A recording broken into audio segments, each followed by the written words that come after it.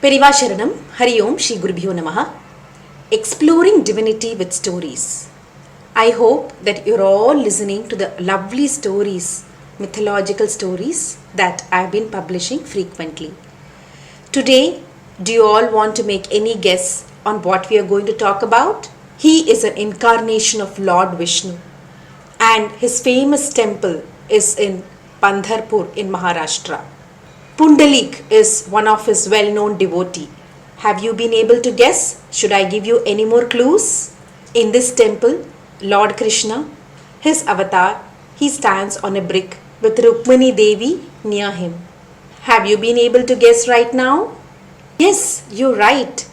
Let us listen to the story of Lord Vithoba and how he came to Pandharpur. Pandharpur is one of the most pious and religious place in India, where there is so much of devotion to Lord Krishna, who is also known in the town as Vitthal or Vithoba. Padma Purana and Skanda Purana, it describes Lord Krishna how he came to Pandharpur in search of Rukmani Devi when she became upset from Krishna while they were in Dwaraka. Rukmani, what did she do? She departed for the forest of Dindirvana near Pandharpur. So let us now look at the amazing, beautiful story of how Lord Vithoba came to Pandharpur. At Pandharpur, the most amazing pastime with Lord Krishna's great devotee Pundalik took place. Pundalik was a very good devotee. He lived with his father Janudeva and mother Satyavati in a thick forest called Dandirvan. Pundalik was a devoted son, but soon after his marriage, he began to mistreat his parents. To escape from their misery, what did the parents decide? They decided to go on a pilgrimage to Kashi. When Pundalik's wife she heard about that, she also wanted to go. She and her husband joined the same group of pilgrims on a horseback. While the son Pundalik and his wife rode comfortably on the horseback, the old couple walked slowly. Every evening when the party camped for the night, the son forced his parents to take care of the horses. The poor parents cursed thinking of the day when they decided to come for the pilgrimage. Later, the party reached the hermitage of the great sage Kukutswami. In that place, they decided to spend a few more days. They were all very tired and all of them fell asleep except Pundalik, who could not sleep. Just before daybreak, he saw a group of beautiful young women dressed in dirty clothes enter the ashramam. They were cleaning the floor, fetching water and washing Swami's clothes. As they came out, they were having beautifully cleaned clothes. They passed by Pundalik and then vanished. The next night again the same thing happened. Pundalik threw himself at their feet and begged them to tell who they were. They said they were Ganga, Yamuna and other holy rivers of India, in which the pilgrims bathed and washed all their sins. Their clothes were dirtied by the sins of the bathing pilgrims, and with the way you mistreat your parents, they said, you are the greatest sinner. Hearing this, Pundalik was stunned.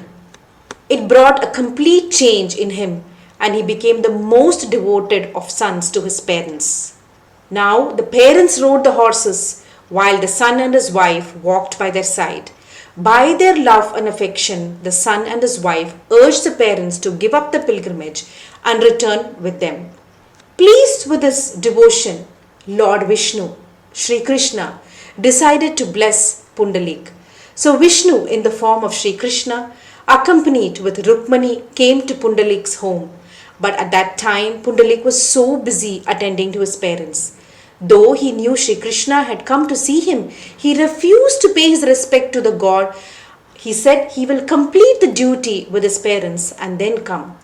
He, however, threw a brick outside for Sri Krishna to stand and wait for him. Impressed by Pundalik's devotion to his parents, Sri Krishna did not mind the delay. Standing on the brick, he waited for Pundalik. Then what happened?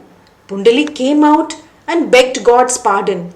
Sri Krishna replied, I am so very happy and pleased seeing your love for your parents. He blessed Pundalik and promised to stay there in the form of Vithoba, or God who stood upon a brick.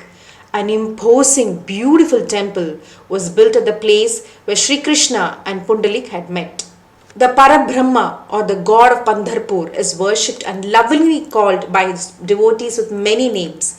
in different courses of time like Pandrinath, Pandurang, Pandharaya, Vitthal, Vithoba, Vitthal Gururao, Pandurang, Hari, like that. However, today this god is well known as Pandurang and Sri Vitthal.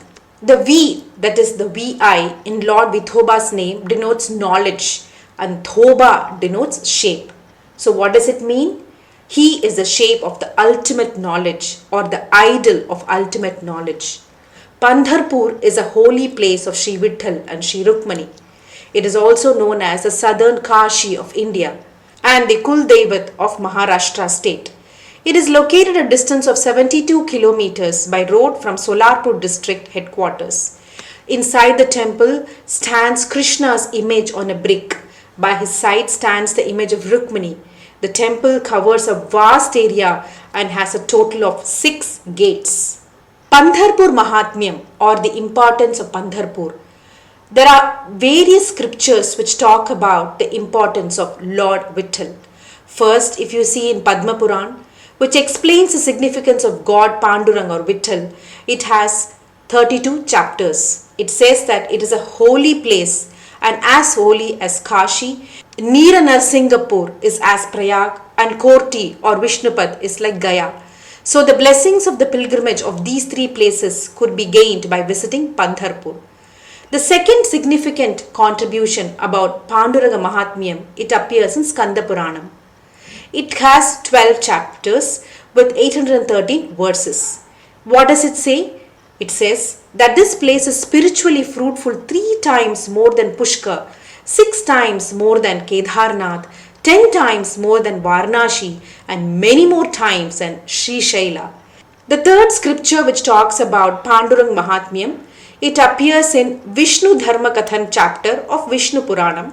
It contains 6 chapters of 186 verses. This appears as a dialogue between Vasishtha Rishi and Trit Rishi. Vasishtha is narrating it.